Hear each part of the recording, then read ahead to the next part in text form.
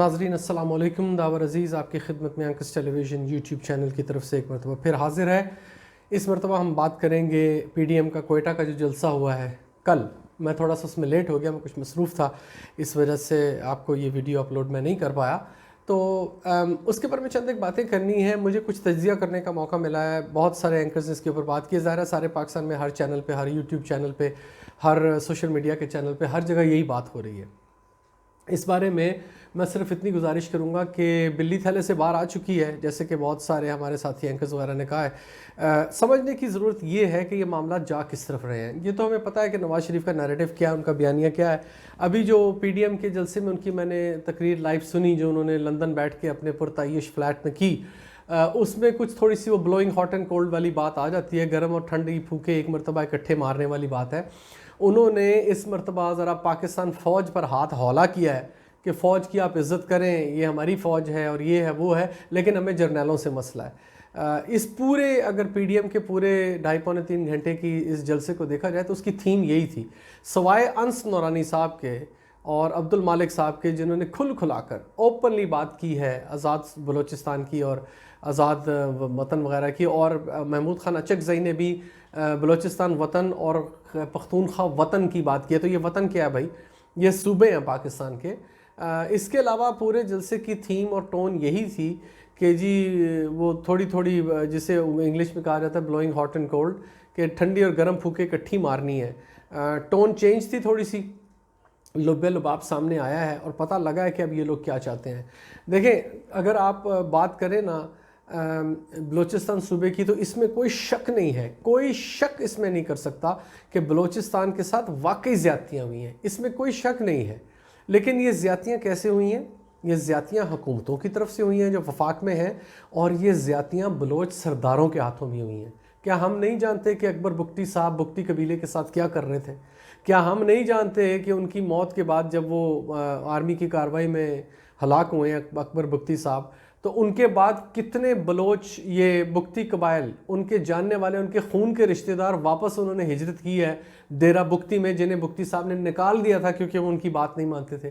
کیا ہم نہیں جانتے کہ گیس کی رائلٹی کے نام پر قبائلی عمائدین اور بلوچ سرداروں نے حکومت وقت سے کیا کیا مراعات اور کتنے روپے 1970s میں جب یہ گیس نکلی ہے اور ملک کو سپلائی ہونی شروع، اس وقت سے لے کے اب تک وہ وصول کر رہے ہیں اور کرتے چلے آ رہے ہیں۔ کیا ہمیں نہیں پتا کہ اپنے علاقے میں انہوں نے کوئی اسپتال، کوئی اسکول، کوئی مدرسہ نہیں کھلنے دیا کبھی؟ کیا ہمیں نہیں پتا کہ وہ سڑکیں پکی نہیں چاہتے؟ کیا یہ باتیں چھپی ہوئی ہیں؟ تو یہ بات رہنے دیں کہ حکومتوں کے ہاتھوں یا فوجیوں کے ہاتھوں بلوچستان کا استحصال ہوتا ہے، بلوچستان کے قبائلی سرداروں کے ہاتھوں بھی بلوچستان کا استحصال ہوتا ہے، اس کی تو کوئی بات نہیں کرتا۔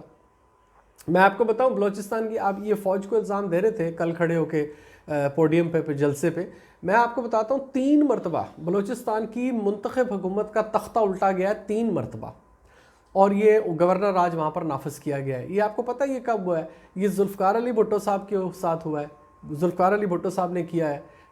اس کے بعد یہ نواز شریف صاحب نے الٹا تھا، انہی عبد المالک بلوچ صاحب، اختر مینگل صاحب کا غالباً، یا عبد المالک بلوچ تھے، مجھے ایگزیکٹ یاد نہیں، میرا خیال اختر مینگل صاحب تھے، اور اس کے بعد ایک مرتبہ پھر الٹا گیا تھا۔ یہ تینوں دفعہ جو بلوچستان کی حکومت ڈسمس کی گئی اور وہاں گورنر راج لگایا گیا ہے، جنہوں نے کی ڈسمس اور جن کی ہوئی ڈسمس، وہ سارے لوگ کل بلوچستان میں، کل کوئٹہ میں پی ڈی ایم کے پلیٹ فارم پر اکٹھے تھے اور فوج اور عمران خان صاحب سے جواب مانگ رہے تھے۔ کوئی عقل میں آنے والی بات ہے ناظرین؟ جن کی میں پھر دہرا دیتا ہوں، آپ کو شاید سمجھے ہوں کہ آپ نے غلط سنا ہے، میں نے بالکل صحیح کہا، میں ریپیٹ کرتا ہوں۔ بلوچستان میں 3 مرتبہ منتخب صوبائی اسمبلی کا تختہ الٹا گیا ہے، انہیں گھر چلتا کیا گیا اور گورنر راج لگایا گیا ہے 3 مرتبہ، 1970s سے لے کے اور اب تک۔ ان تینوں مرتبہ میں جن لوگوں نے بلوچستان کی صوبائی اسمبلی کو چلتا کیا اور جن لوگوں کو گھر بھیجا گیا، جنہوں نے کیا اور جن کے ساتھ ہوا، ظالم اور مظلوم، یہ دونوں پارٹیاں ایک وقت میں پی ڈی ایم کے اجلاس سے خطاب کر رہی تھیں اور فوج اور عمران خان سے بلوچستان کے حقوق مانگ رہے تھے اور بلوچستان کے بارے میں بات کر رہے تھے کہ حقوق نہیں ملتے۔ ان سے یہ پوچھا جائے کہ جب آپ تختہ اتار رہے تھے اور دوسرے کا تختہ اتر رہا تھا، آج آپ کیسے اکٹھے ہو گئے ہیں؟ ایک پارٹی کیسے بن گئے آپ؟ ظالم اور مظلوم آج اکٹھے ہو گئے ہیں، تو صاف پتہ لگتا ہے کہ یہ سیاسی مفاہمت کے نام پر ہے۔ ان سب کو اپنی اپنی گردن شکنجے میں نظر آ رہی ہے.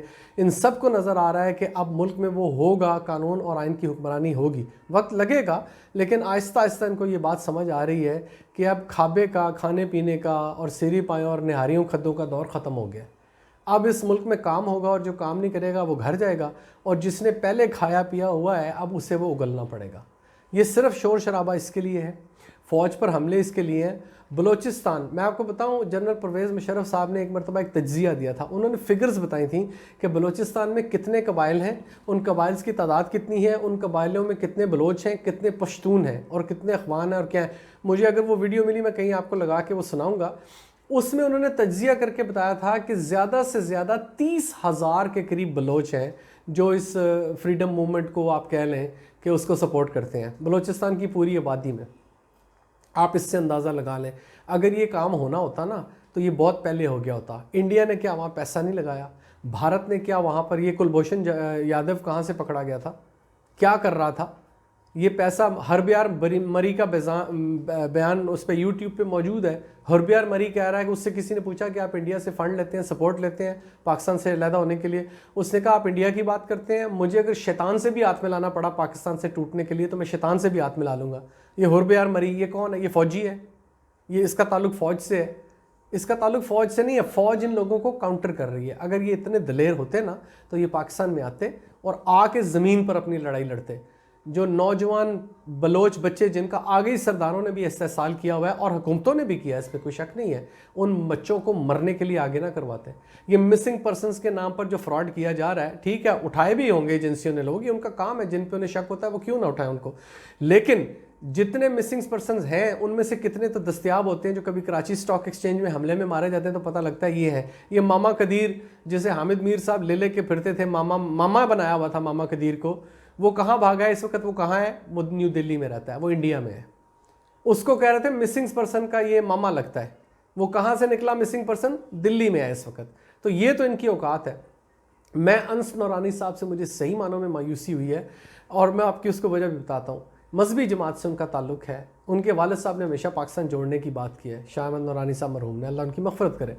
انس نورانی صاحب کو صرف ٹیسٹ کرنے کے لیے چھوڑا گیا تھا پی ڈی ایم کے سٹیج پہ. میں آپ کو بتا رہا ہوں کوئٹہ سے. اس کی وجہ کیا ہے؟ ایک ایسی پارٹی سے، تانگا پارٹی سے ان کا تعلق ہے جو میرا خیال ہے اگر انس نورانی صاحب جس گھر میں رہائش پذیر ہیں، وہ جس وارڈ میں، جس کونسل میں واقع ہے، اگر وہ اس کے کونسلر کے الیکشن کے لیے بھی کھڑے ہو جائیں تو شاید وہ الیکٹ نہ ہو. اس غیر اہم آدمی کو پیش کر کے اتنی بڑی بات اس سے کہلوائی گئی ہے. جسہ ان کا بہت بڑا ہے لیکن ہمت ان کی اتنی بڑی نہیں ہے کہ وہ پاک فوج کی اور ملک توڑنے کے خلاف وہ زبان کھولے ملک توڑنے کے لیے.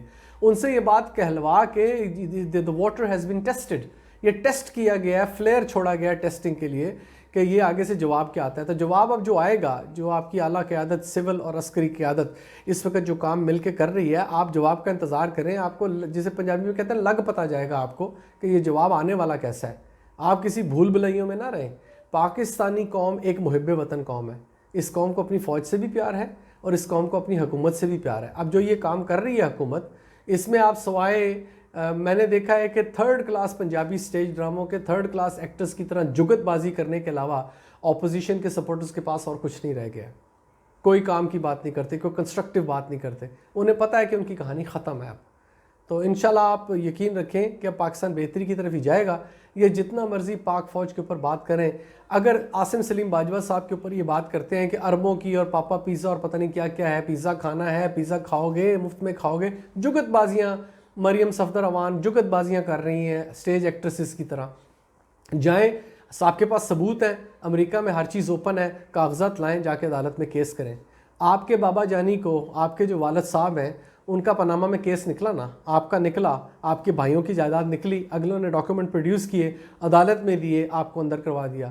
عمران خان پہ آپ لوگوں نے کیس کیا، اس نے 40 سال پرانے ڈاکیومنٹ نکال کے عدالت میں دیے، بری ہو گیا. اب یہ عاصم سلیم باجوہ صاحب کے اگر آپ کو اتنا اعتراض ہے، کاغذ نکالیں ان کے کاغذ پیش کریں عدالت میں. عدالتیں کھلی ہیں، ان عدالتوں سے آپ کو بڑا ریلیف ملا ہے. عاصم سلیم باجوہ صاحب کو بھی گھر بھیجیں. کیوں نہیں بھیجتے؟ آپ لوگ صرف پوائنٹ سکورنگ کے لیے بیٹھے ہوئے ہیں. آپ کا کام ہے محض پوائنٹ سکورنگ کرنا سیاسی طور پہ. سیاسی موت آپ لوگ مر چکے ہیں، آپ کی پارٹیاں مر چکی ہیں، اور انفارچونیٹلی جو آپ کی پارٹیوں میں اچھے مخلص کارکن لوگ ہیں جو پاکستان کا درد رکھتے ہیں، وہ بھی آپ کی بدترین قیادت کی وجہ سے وہ بھی مر چکے ہیں.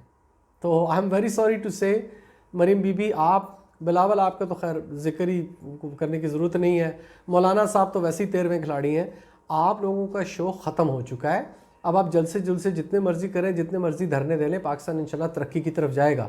اور ابھی آپ عنقریب دیکھ لیں گے کہ جو رسپانس آپ کو آنے والا ہے، تو میرا خیال ہے کہ آپ کو سوچنے پر مجبور ہونے پڑے گا کہ اب نواز شریف صاحب سے آئندہ کسی اجلاس میں تقریر کروائی جائے یا نہ کروائی جائے. اپنا بہت سارا خیال رکھیے گا. آپ ہمیں سبسکرائب کریں، ویڈیو کو لائک شیئر کیجئے، ہمارا ساتھ دیں پاکستان کا مقدمہ لڑنے میں. اور ایک بات یاد رکھیے کہ کوشش کریں آپ کی وجہ سے کسی کا بھلا ہو جائے. اگر آپ کسی کا بھلا نہیں کر سکتے تو اس کا نقصان بھی نہ کیجیے. انکس ٹیلی ویژن دیکھنے کا بہت شکریہ. پھر حاضر ہوں گے.